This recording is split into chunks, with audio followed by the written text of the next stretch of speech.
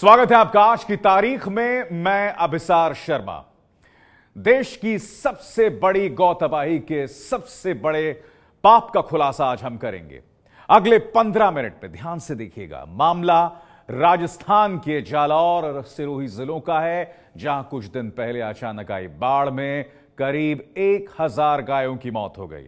सही सुना आपने, 1000 गायों की मौत हो गई। हजारों गायें जिंदगी और मौत के बीच झूल रही हैं। राजस्थान में गाय को लेकर इंसान के कत्ल की वारदात हुई थी। पहलू खान याद है ना आपको? राजस्थान देश का अकेला एक ऐसा राज्य है जहां गौरक्षा के मंत्री हैं, उसका करोड़ों का बजट है। यहां बीजेपी की सरकार है जो अपने आप को गाय की सबसे बड़ी हितैषी मानती है और गौहित को लेकर बेहद संवेदनशील ये बीजेपी की सरकार। इसके बावजूद एक सरकारी लापरवाही कैसे हजारों गायों की मौत की वजह बनी, आइए देखते हैं जावेद मंसूरी की यह रिपोर्ट।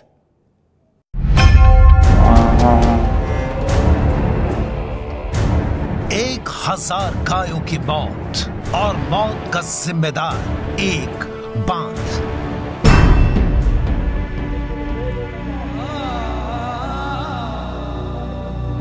एक बांध ने गाय के उठने की ताकत छीन ली।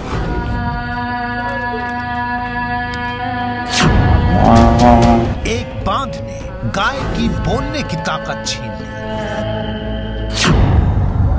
एक बांध ने गाय की खाने की ताकत छीन ली। एक बांध ने स्वस्थ गाय को हड्डियों का ढांचा बना दिया।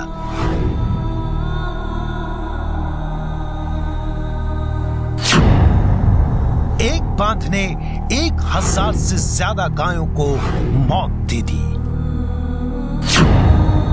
एक बांध ने हरी भरी गौशाला को शमशान बना दिया। एक बांध ने गौशाला में तबाही ला दी।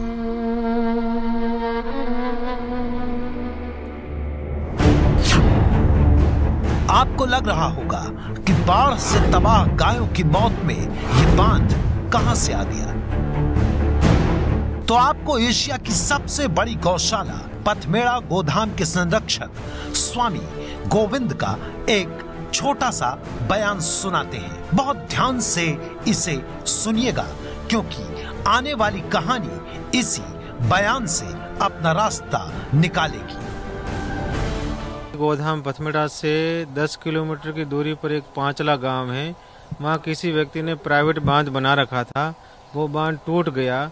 टूटा तो अचानक पानी पहुंचा। पहले से 4 दिन से बारिश तो हो ही रही थी, परंतु अचानक पानी पहुंचा तो हम लोगों को 2 घंटे पहले ही पता लगा कि पानी आ रहा है। कभी यहाँ 70-100 साल में भी यहाँ कभी पानी नहीं आया है। तो हमको तो अंदाजा ही नहीं था कि यहाँ पानी आ सकता है। तुरंत गौवंश को हम इधर उधर बाहर ऊपर ले गए जहाँ पर बह न जाए। फिर भी कुछ गौवंश पानी में बहा होगा। आधी से अधिक गौशाला तहस नहस हो गई। सुना आपने, जिस प्राइवेट बांध का जिक्र स्वामी गोविंद कर रहे हैं, वही हमारा पथमेड़ा गो तबाही में सबसे बड़ा खुलासा है। वही देश की सबसे बड़ी गो तबाही का सबसे बड़ा पाप है। आइए अब आपको दिखाते हैं कि बांध ने कैसे देश की सबसे बड़ी गो तबाही को जन्म दिया।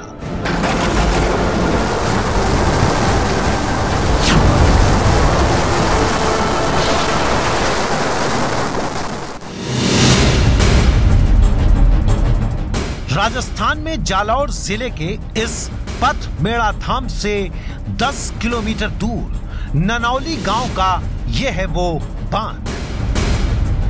वीडियो देखकर आपको लग रहा होगा कि यहां तो दूर दूर तक खाली जमीन है, न पानी है न बांध के बड़े बड़े दरवाजे। तब ये कैसा बांध है? आपके सवाल का जवाब देंगे और बताएंगे कि इसी सुनसान खाली पड़ी जमीन में बने बांध ने कैसे 1000 से ज्यादा गायों को मौत दी। और ये भी बताएंगे कि ये बांध किसने बनाया था और इस बांध ने क्यों और कैसे तबाही बांटी। आपकी टीवी स्क्रीन पर ये 2 तस्वीरें हैं, पहली बांध की और दूसरी बांध को बनाने वाले किसान की। अब आप सोचेंगे कि बांध तो सरकारें बनाती हैं, किसान ने कैसे बना दिया? तो आपको यहां बता दें कि ये एक प्राइवेट बांध है।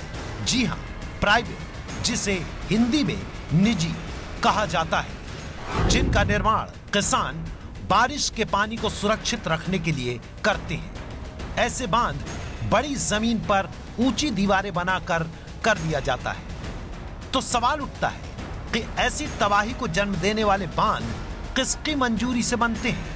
इन सब सवालों का जवाब जानेंगे। पहले समझिए कैसे इस बांध ने पथमेड़ा गोधाम की 1000 गायों को मार डाला और हजारों गायों को मौत से बदतर जिंदगी जीने पर मजबूर कर दिया। पर इससे पहले आपको एक बात और बता दें कि इस प्राइवेट बांध से कुछ 100 मीटर की दूरी पर एक सरकारी बांध का भी निर्माण हो रहा है, जिसे नैनोल पांचला बांध कहते हैं। इससे आगे की बात आप एक एनिमेशन के जरिए समझिए। राजस्थान के नक्शे पर यह है जालौर। जालौर के संचौर से 60-70 किलोमीटर दूर अरावली की पहाड़ियां हैं, जिनसे बरसाती नदियों का पानी इस इलाके की ओर बहुत तेजी से आता है। इसी पानी और उससे जुड़ी बर्बादी को रोकने के लिए सरकार ने पांचला नैनोल बांध बनाया। बांध की झील में जब पानी बढ़ता है तो वो बांध के ऊपर से निकलता है और उसके निकलने का रास्ता कंटोल से होते हुए सांचौर तक बनाया गया है।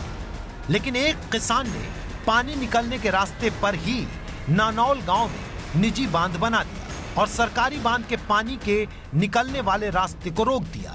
नतीजा, सरकारी बांध से निकला पानी अपने तय रास्ते की जगह गलत रास्ते पर मुड़ गया और पानी पथमेड़ा गौशाला में घुस गया। यहाँ हम आपको एक बात और बताना चाहते हैं, वो ये कि जिस सरकारी बांध का जिक्र हो रहा है उसका निर्माण अभी पूरा नहीं हुआ था, ऐसा स्थानीय लोगों का दावा है। अब आप इस पूरे घटनाक्रम को जमीन पर देखिए और समझिए कि देश की सबसे बड़ी गोतबाही को अंजाम देने का खेल एक बांध ने कैसे खेला। नैनोल पांचला बांध से करीब 500-600 मीटर की दूरी पर ये जगह है नैनोल गांव की, जहां पर ये एक प्राइवेट बांध बना हुआ है। बताया ये जाता है कि पहले ये रास्ता कटोल गांव होते हुए सांचौर को जाता था, लेकिन यहां पर 2016 में प्राइवेट बांध बना लिया गया। तो इस बार जब बाढ़ का पानी ज़बरदस्त तरीके से आया, इस रास्ते से बाढ़ का पानी आया पांचला नैनोल बांध को तोड़ते हुए, और यहाँ से इस रास्ते को ना जाकर ये खेत खलिहान का रास्ता तोड़ते हुए, ये जो आप मेरे दाहिनी तरफ देख रहे हैं, इस रास्ते को तोड़ते हुए खेत खलिहान तो नष्ट हुए ही, और साथ ही वो पथमेड़ा गौशाला तक पहुंच गया, जहां पर बड़ी संख्या में गोवंश की मौत हुई। ये वही रास्ता है जो पथमेड़ा गौशाला को जाता है। मतलब एक प्राइवेट बांध की वजह से पानी का रास्ता बदला गया और इंसानी बस्तियों को बचाने के लिए एशिया की सबसे बड़ी गौशाला को खतरे में झोंक दिया गया। अब हम आपको तबाही का निजी बांध बनाने वालों से भी मिलाते हैं। इनका नाम है रामजी राम। जब पक्का बांध बांधा नहीं, उसके बाद हमने ये बांध बांधा था कि वहाँ रपट बांध लिए पानी नहीं आएगा, इसलिए ये घर के लिए छोटा सा बांध था। कोई इसका रास्ता नहीं था, ये रास्ता ये खेत का पानी है, इसके लिए बनाया हुआ है। इसका रास्ता वास्ता कुछ नहीं है। ये तो ज्यादा पानी आया तो आगे से 2 रास्ता बना दिए, एक इधर आ गया और एक उधर चला गया। यहाँ सवाल खड़ा होता है कि क्या कोई किसान इस तरह से निजी बांध बना सकता है, और जिस सरकारी बांध की बात हो रही है वो किस हालत में है? इस सवाल का जवाब खोजते हुए हमें गांव वाले मिले, जिन्होंने बताया कि तबाही निजी बांध की वजह से हुई है। और जो अभी बनाया है ना, वो अभी ये प्राइवेट बांध बना गया, तो इसी के कारण ये भर के फिर वापस ओवरलोड होके फिर बाद में उधर गया पानी। अगर नहीं होता तो सीधा निकल जाता है, उसमें इतना नुकसान नहीं होता। 1000 गायों की मौत में निजी बांध की भूमिका की गवाही आपने सुनी, पर अभी देश की सबसे बड़ी गोतबाही के कुछ पन्ने खुलने बाकी हैं। आपको 2 तस्वीरें दिखाते हैं और जांच को आगे बढ़ाते हैं। ये 2 तस्वीरें आपकी टीवी स्क्रीन पर हैं। इसी सरकारी पैसे से बने पांचला बांध के टूटने के बाद पानी आगे बढ़ा और प्राइवेट बांध ने पानी का रास्ता बदला तो पथमेड़ा गोदाम तक बाढ़ का पानी पहुंच गया। बांध के हालात आपकी आंखों के सामने हैं। इस वक्त मैं जालौर जिले के सांचौर के नैनोल पांचला बांध के ऊपर खड़ा हूं। दरअसल हम वो नब्ज पकड़ने की कोशिश कर रहे हैं जिससे इस पूरे इलाके में तबाही मची और साथ ही जो पथमेड़ा गौशाला थी उसमें भयंकर तबाही हुई। उस भयंकर तबाही का नतीजा ये हुआ कि सैकड़ों गौवंश की मौत हो गई। दरअसल हम ये समझना चाहते हैं कि कैसे पानी का फ्लो रहा और यहाँ पे पानी का इतिहास क्या रहा है। अभी जहाँ पर मैं खड़ा हुआ हूँ ये पांचला बांध इसको कहा जाता है। यहाँ पर आप देखेंगे तो ये बना हुआ है, यहाँ आप इसमें देखिए दरार यहाँ पर इसमें पड़ी हुई है। यहाँ पर ये पूरा हिस्सा टूटा हुआ है। ये बारिश आने के बाद इसकी जड़ें कमज़ोर हुई और ये टूट गया और पानी जब आया इधर से तो यहाँ से आगे बढ़ा और इस तरफ मेरे बाईं तरफ ही पथमेड़ा गांव भी पड़ता है और पथमेड़ा गौशाला भी यहाँ पर पड़ती है। यहीं पर हमें किसान प्रभुराम चौधरी भी हैं, जिन्होंने दावा किया कि सरकारी बांध तो दरअसल ठीक से बना ही नहीं था। बांध का 40% काम ही पूरा हुआ। गांव वालों का आरोप है कि क्षेत्र के सांसद देवजी पटेल ने अपने रिश्तेदार को बांध बनाने का ठेका दिलवाया था। ये यहाँ सरपंच है पूर्व सरपंच लखमाराम जी, तो उन्होंने और राजनीतिक फैक्टर के कारण ये टोटली हुआ है। ठीक है, उन्होंने राजनीतिक आगे जो देवजी भाई पटेल है उनको भी साथ मिलकर हमने कई बार किया कि यहाँ साहब जी यहाँ पर मत बनाओ, यहाँ पर बांध मत बनाओ, ये ओवरफ्लो नहीं बनना है, वो निकासी वहाँ है तो आप निकासी वहाँ करवाओ। यदि वहाँ निकासी होती तो किसको कोई नुकसान नहीं होता। वोट तो हमने भी देवजी भाई को दिए और दूसरों ने भी दिए होंगे, लेकिन उनकी किसी ने सुनी नहीं और उनको पता ही नहीं है देवजी भाई को कहाँ से निकासी होती है। सब बनाया देवजी भाई पटेल यहाँ के MP है सांसौर के। उनके कोई रिश्तेदार है सर, नानाराम चौधरी करके, उन्होंने सब मिलकर ये सब भ्रष्टाचार किया है। इसमें सफल काम के 5 लाख आज दिन तक 5 लाख भी नहीं लगे। तो नानाराम चौधरी के रिश्तेदार कौन है? ये देवजी भाई के है, देवजी भाई पटेल है, कौन है? MP साहब है।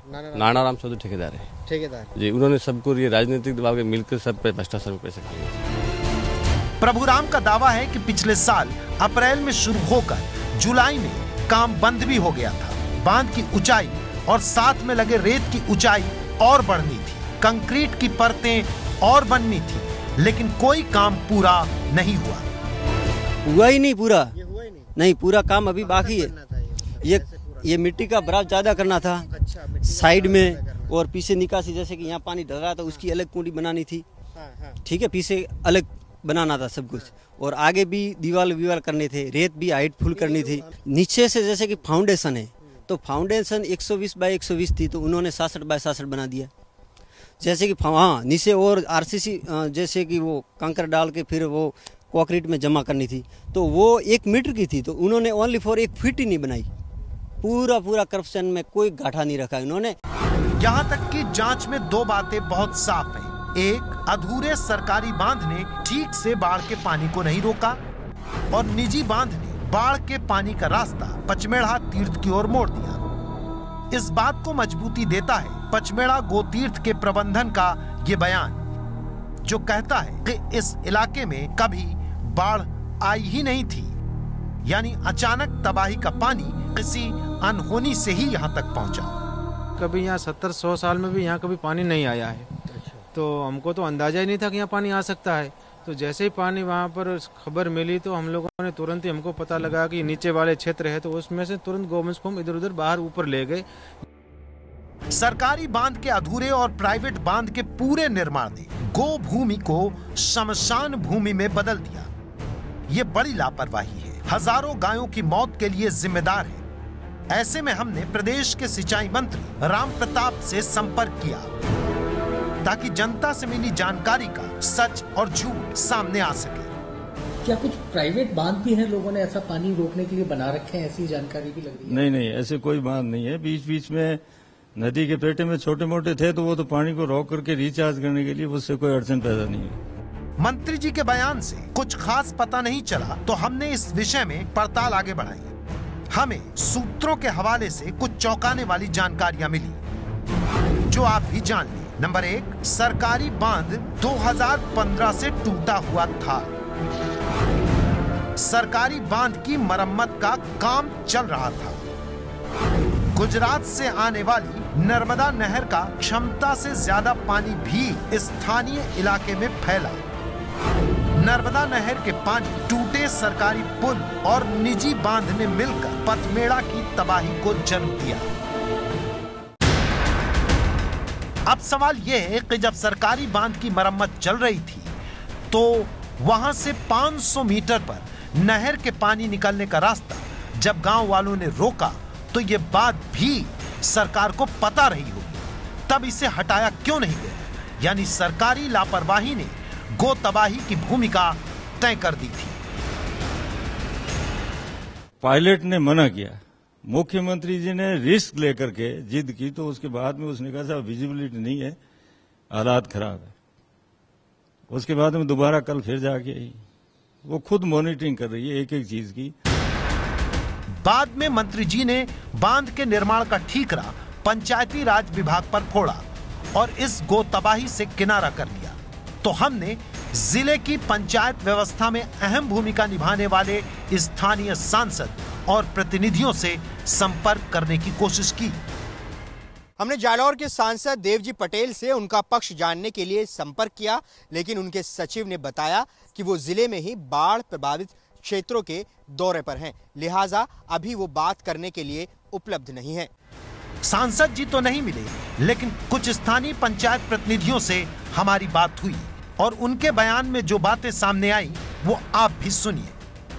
ये प्राइवेट बांध बना, आपको मालूम था इसका? इसका तो मालूम तो था, परंतु अब क्या कर सकते हैं, बांध तो लिया। ये बांध नहीं होता तो पहले के रास्ते पानी निकल जाता। ये तो गलत है ना सर, इस तरह से बांध बना तो वो तो गलत ही है। हाँ, इस तरह से इस पूरी जांच का निष्कर्ष कुछ शब्दों में यूं कहा जा सकता है कि पथमेड़ा की गो तबाही के लिए सरकारी लापरवाही जिम्मेदार है। राजस्थान के जालौर से जावेद मंसूरी के साथ जयपुर से मनीष शर्मा की रिपोर्ट। 1000 गायों की मौत, यह वही राजस्थान है जिसकी एक सड़क पर एक शख्स को मौत की घाट उतार दिया गया था और राजस्थान सरकार न उसकी जान बचा सकी, न इन 1000 गायों की जान बचा सकी है। जिम्मेदार कौन है? क्या जवाब देंगी मुख्यमंत्री वसुंधरा राजे सिंधिया? ये तमाम सवाल हैं जो मुंह बाहे खड़े हुए हैं। तो आज की तारीख में आपने देखी हमारे संवाददाता जावेद मंसूरी की पड़ताल। ये है एबीपी न्यूज, आपको रखे आगे।